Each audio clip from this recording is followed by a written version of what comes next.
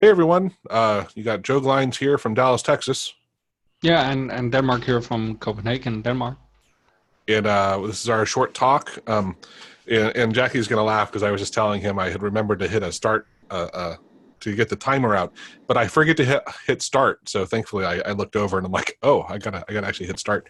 So anyway, um, we were I was chatting with Jackie a couple weeks back, and I'm reading this copywriting book, and it was talking about. Let me go ahead and share my screens to show what we're talking about. It was in one of the chapters. It talked about how, from his observation, is that men on average seem to be more long term thinking, while women are more immediate thinking on things that are right away. And it was interesting, and it got me thinking. It reminded me of something we saw when we did this study. We did our AutoHotkey user survey back in May of 2016, so it's been a while. But you can see here, it was almost 96% male that took the survey. Now, I have a master's in market research, right? That's what my actual training is in. I can tell you this: on average, females are more likely to take a survey than males are. So for this to be skewed this far, and especially to be so low women, that means it's probably even more dominant male than what this is representing.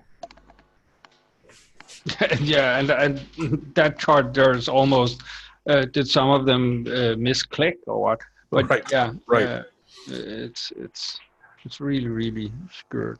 But yeah, And it's not like we talked to 5 people, right? You can see in the bottom here there are 405 people that answered this question, and it's like that's a huge, you can't get data like this with that many people without it being really close to the truth.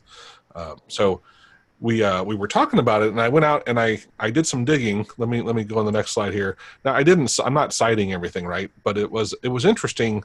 This one slide for gender in 2016, it was showing the differences between males and females by like different areas based on how digital the area that they're working in is. And you can see right at the top, right, computer and mathematical, that's what I'd say looks like about 30% female on that slide, and 70% male is where I would say that. And then, of course, some things in here, like what did I see down below? There was something with construction and extraction, right? Yeah, that's almost all male. And then I thought in here also, well, the business is high in female. But I thought there was one, maybe it's the next slide, that had like nursing or medical stuff. you have healthcare There support. you go. Yeah. Yeah. Yeah, it's much more dominant female. So right now, we're just going to kind of go through here. Health professions, that was a very dominant female over male. Versus down here, computer information, this is 80% male versus 20% female. Yeah. And actually, even business now is apparently 60% female versus 40% male. It was also, which of course, if anyone's been to college in the last 5 to 10 years, you know this, that the ratio of female to male is really high, right? I'd say like 65% female, somewhere in there, 60%, depending, of course, on what you're getting your degree in. Yeah. I just had this funny thought, and I know it might not fit within this, but um, a lot of where not a lot, but a lot of those that you might educate yourself towards, where you don't use your hands. Those are also those we keep talking about might be automated away within the next decade or so. Oh, that's a really, really interesting point, Jackie. Let's back it up to this one. If we had I guess just the whole digital side of it, right, is the less digital, the more likely it's to be use your hands. But we could go through and be very specific on stuff. That's interesting to think about that. So Yeah, you're saying, because yeah, go ahead. yeah, I'm just as we know from moving cars that transportation and production and stuff like that has always been hit with these. We have found some more efficient way. We have made a machine, and transportation might be one of the next ones. Mm-hmm. But personal care, um, Right. that will probably also see some kind of change within the near future. Healthcare support, again, a lot of stuff is happening on that front. A lot of tech companies are trying to get their foot in there because lots of money, lots of potential. office and administration support. Again, that's also stuff that the companies are really trying to get in on, like the call we saw for Google maybe a year ago or so, where they had a fully automated assistant actually call someone up, and it sounded kind of real. Education training library, again, also stuff where, and there's just a lot of those, right? Where with installation, maintenance, and repair, yeah, people are always thinking about doing it with robots, but it's not within the next decade. Yeah, It, it's so it, hard. Yeah. it's gonna happen, but it's not those that are being hit right now. Well, Uh, yeah, and actually, I was discussing with Jackie my fridge, which I had just bought 11 months ago, died on me, so I had to get a technician out, and they took 6 days before I could get one here. And apparently, this is a kind of a common theme overall, and I think there's a lack of skills out there for people who can do it to some degree. Part of it's just also I was under warranty and they don't care. But I was just thinking about what's the likelihood that like a robot would show up to my house and fix the fridge, right? Highly unlikely. Like that's going to take a long time before that happens. Yeah, you might have augmented reality on the worker, so his skill level might be lower, or he might not be specialized in fixing fridges because they can have a central expert somewhere else helping a normal person using their hands do it. Mm-hmm. But making it fully automated by robot, that's a bit far out still. Mm-hmm. I can't really predict the future, but stuff that happens on software, that's much more likely to be automated out in the near future because AI and stuff. Yeah. Well, and actually, let's go back a bit further in time. So I'm 52. When I was right out of high school, I did about a semester's worth of going to school to be a mechanic. And I happened to be, even in high school, I don't know, since I was a kid, I was always really good with electronics, right? So in college, the one semester I had, they were talking about how so much of the training to be a mechanic was switching over to understanding computers and electronics, because it was, things were being really, converted over to much more technical types of stuff. And it was really interesting to me. That was 30 something years ago, right? It was a long time ago. And now, of course, now we got the little things we can buy for $20 or less and put it into our car and have Wi-Fi and have the feedback loop, tell us the service code and, things to do. But it's interesting that, like, I agree still with what you're saying, Jackie. It's a good point that, you might have assisted things, there's still going to be a person there doing stuff. They may not be as highly trained, but they'll be connected to things that are better at troubleshooting, helping them understand. It's like actually doctors as well, right? The doctors don't necessarily have to know they have the symptoms and record that properly, but AI is going to be infinitely better at understanding all the stuff that's out there and tracking it all and diagnosing. There's been a few already with AI-assisted diagnostics, where the AI does as well as a team of well-established doctors, and within years it will become multitudes better at actually diagnosing patients. And I can't remember if I said it at one point, but I had this idea. It was a combination of stuff I read and heard. But at some point, I'm pretty sure people will still actually like a human to tell absolutely. them if they have a fatal illness or something like that. Yeah. But it will still be a computer who's actually found out that you have it or that you're suffering from it. But then the doctor's task might actually be the one to deliver the message. Right. So they will not become obsolete and stuff like that per se, but their skill set will change. Yeah, about 30 years ago, I read a book called Eat, Drink, and Be Merry, and in it, the doctor was saying that they did a study and asked people, would you rather have a physician that really knows his stuff, like is the top expert, but is rude, versus someone that's not as skilled, but is very polite and spends more time with you and talks to you and stuff. And the vast majority of people wanted that latter half, right? They're like, I don't really care about him being the best qualified. It's I want more time and basically caring and empathy.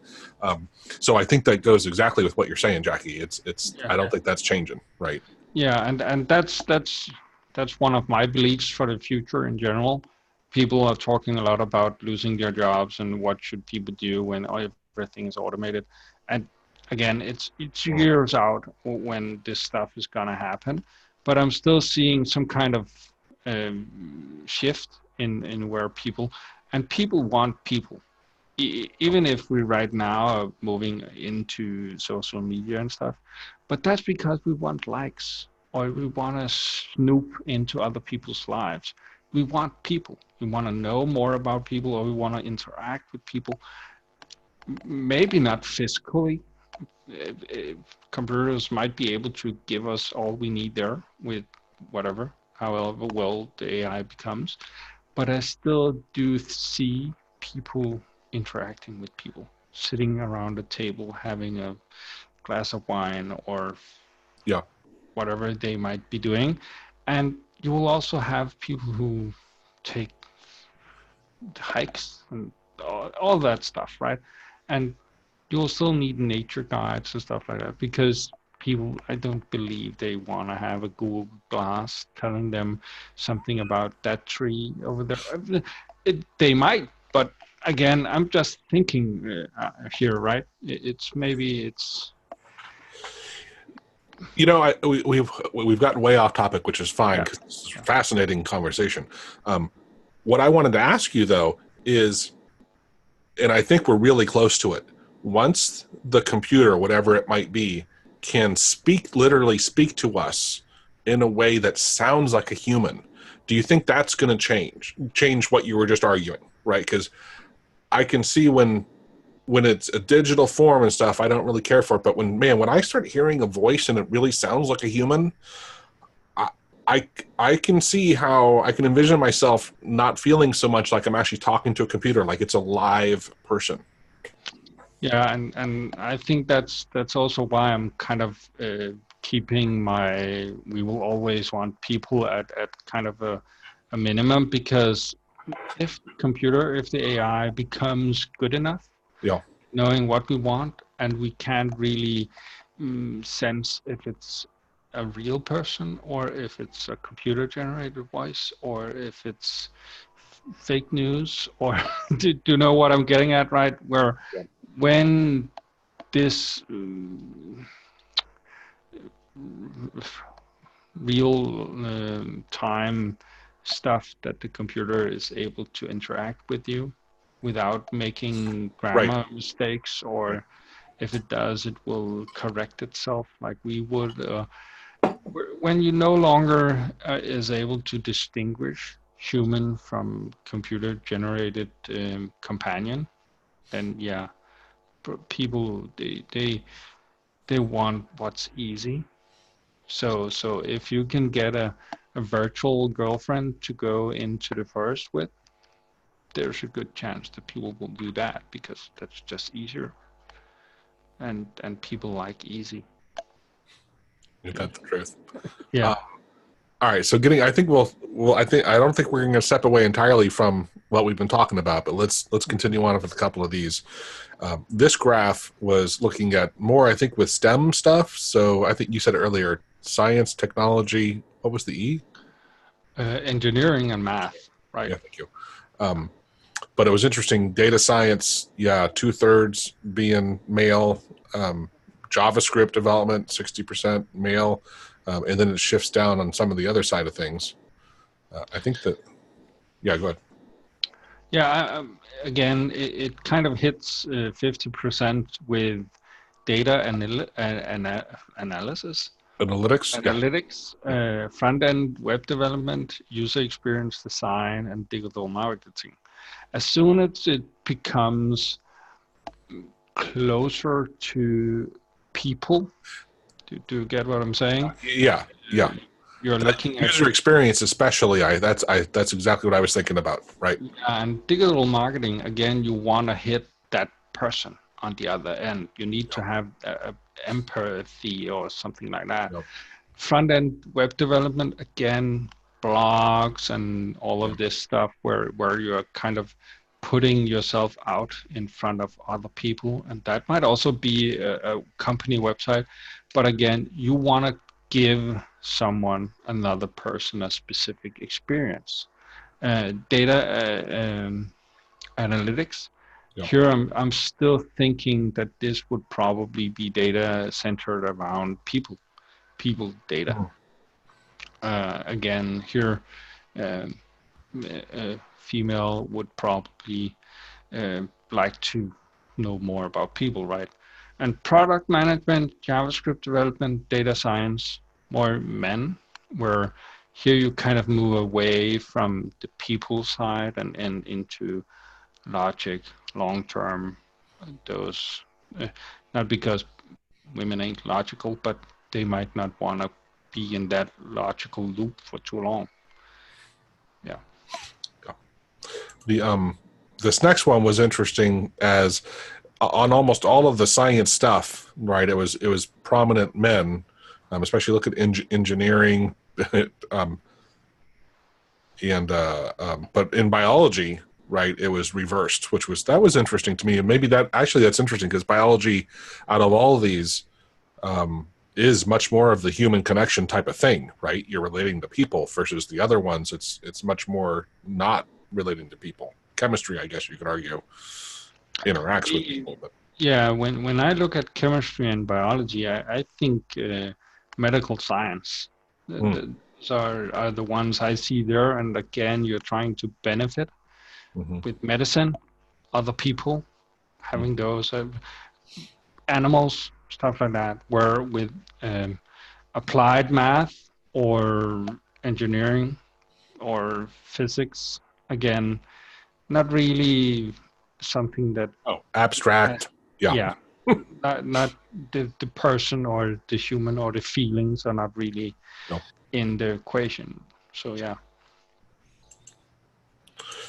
And here, this is another summary, but look at on technology, right? Male versus female, like that is an enormous difference. Engineering. So, I worked at TI for, 8 years, somewhere in there, which is made up of mostly engineers. And it was always amazing to me, like how many men work in that building compared to women. And then you shift to marketing, and then it was the flipped, right? Marketing had a lot more women than men.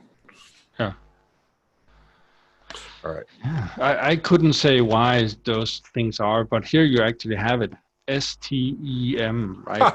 Good Science, catch. technology, email, and math. Yeah. Yeah, good catch. And then this is called the Norwegian gender paradox. It was these two guys I read about, but they were talking about the left is the gender equality, right? So that's the rate of gender, how equal, males and females are in that country, and to the right and left is the percent of women that are in, I think, graduates, of STEM.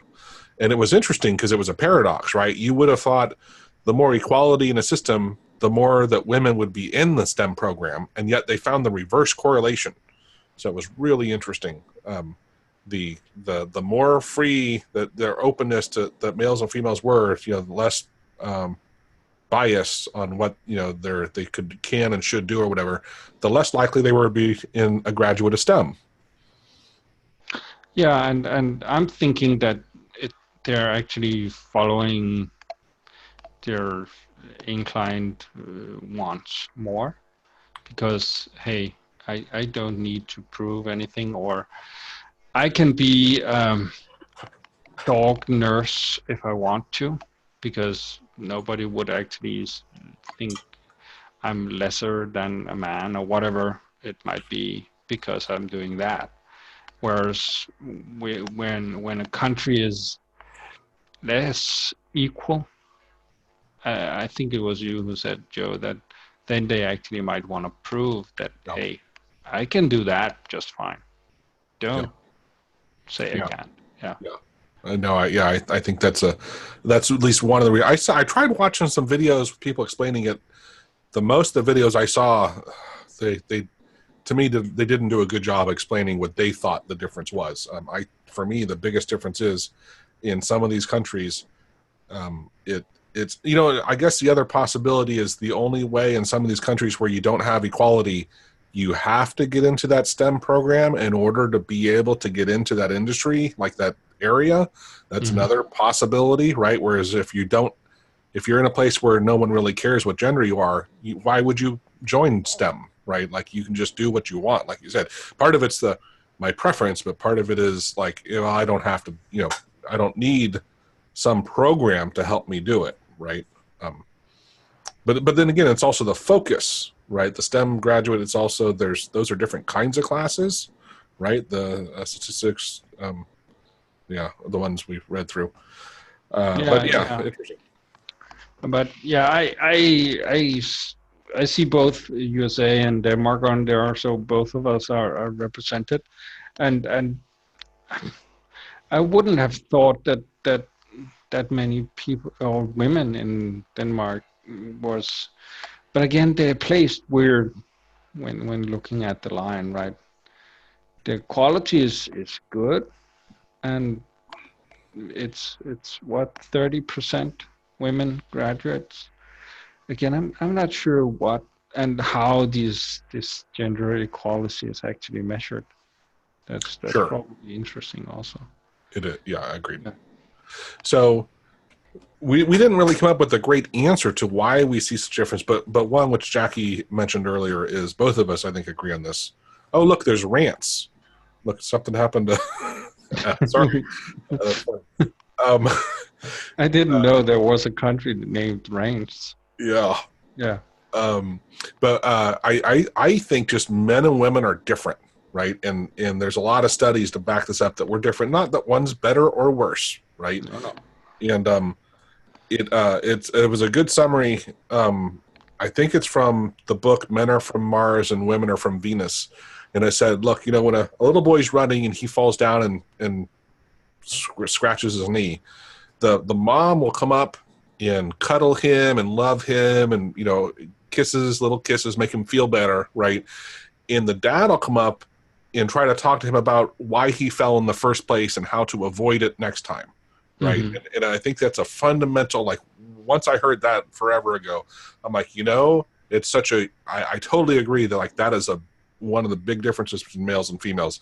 And neither, it's great that we have both, right? I think both are critically important, both for kids and for the world, right? Yeah. But it's one of the things that's often said when women might say that men ain't good listeners, is that when women tell you the problem, men go in and tries to fix it, where all that's actually needed is for you to just listen. Yeah, that's all they're actually asking for. But and that's just how it is.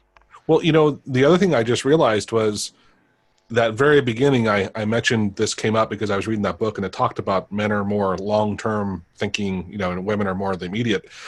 I think you could actually apply that to the story I just gave you, right? That men are looking, to try to avoid it in the future, right? We're thinking about long-term, like, how are we going to do this? Whereas women right away, it's, well, what does he need? The kid needs love, right? He doesn't need, need the story of, like, how you're going to avoid this in the future when he's cut and bleeding, he's hurt, right? And he's a kid, right? He needs it right away. And so, that could be a good. And the funny part is that the kid probably needs both of those things, right? So but one is probably more immediate than the other one. That's probably right, yeah. But a funny way of putting it, because most people can relate to that way of saying it. That a kid would have immediate need of love and care, and less so of actually learning how to avoid it the next time. Right. Yep. Awesome. Well, I think that was a good length and fun, very, like I said, I find this stuff fascinating. Good stuff. Yeah, I do too. And in Denmark, it's kind of like Norway. we are slowly moving towards allowing people down to the age of 6 to get a legal gender change. Yeah. Uh, that the thing is the thing, right? But okay, if someone truly feels there's something else, that's up to them. It's not for me to decide. But I did love that one of the people they interviewed in the news when they had the story just the other day was a school athletics coach. Mm-hmm. And it's like, what what am I gonna do with a 7-year-old girl Right. who says she's a boy? Right. I don't have the facilities to accommodate her. She can come in with the boys and bathe with them if but that's not good, right? Right. So she needs to go with the girls, and that's not good either because legally she's a boy. But yeah, Right. and in Sweden they've actually started making a third locker room Yeah. just because of that, where you can decide yourself which gender you are and use it if you want to. Yeah, I didn't plan to go there in this recording. No, sorry, I It's all right. just No, yeah. because what my big thing is, look, I have friends that were at undergrad, right? That got their undergraduate degree. They didn't even know what the hell they wanted to do with their life, let alone know what gender they are, right? I mean, they still graduated, have no clue what they're doing. I mean, even when you're older, do you truly, have, at what point, like, do you really understand fundamentally everything going on in this stuff?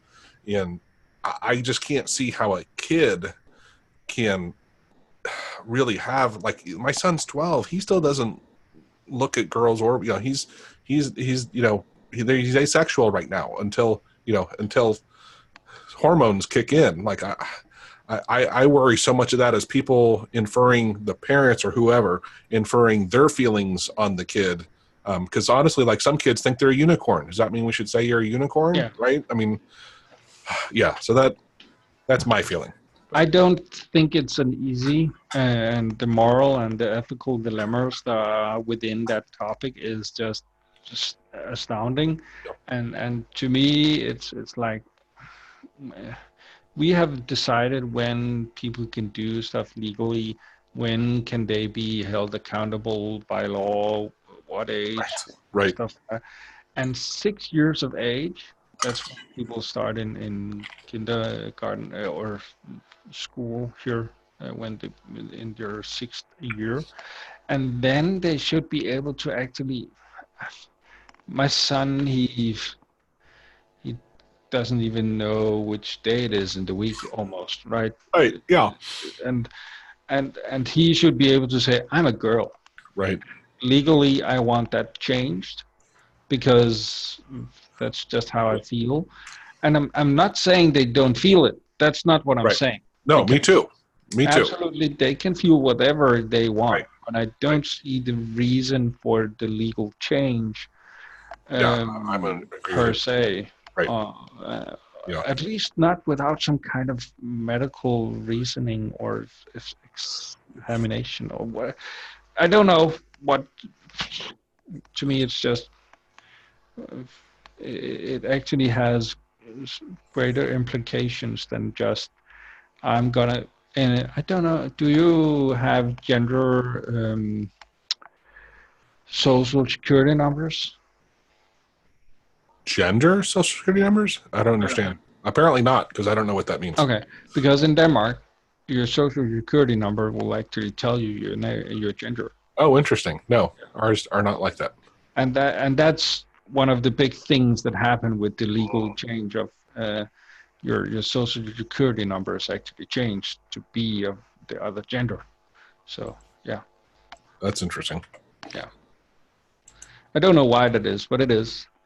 A male like me has an uneven number as my last number, and okay. A female would have an even number.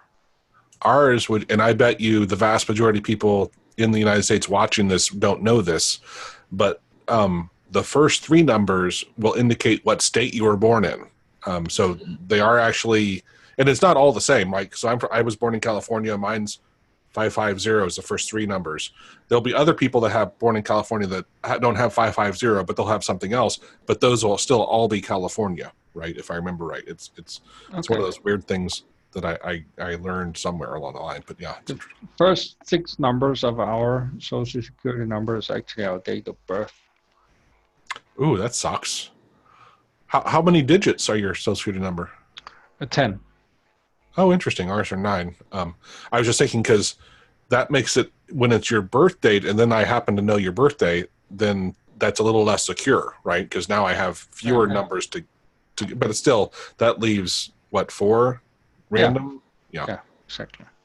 And still, the last one wouldn't be random. You would know that it right. Equal, right. Unequal. Wow. Yeah. But again, I don't know. We're 5 million people, right? And the combinations are kind of, I don't know why they chose it that way. Yeah. All right. Well, that was fun. Yeah. I'm sure we'll get some comments on this one. Most likely. All right, man. See you later. Yeah. Bye.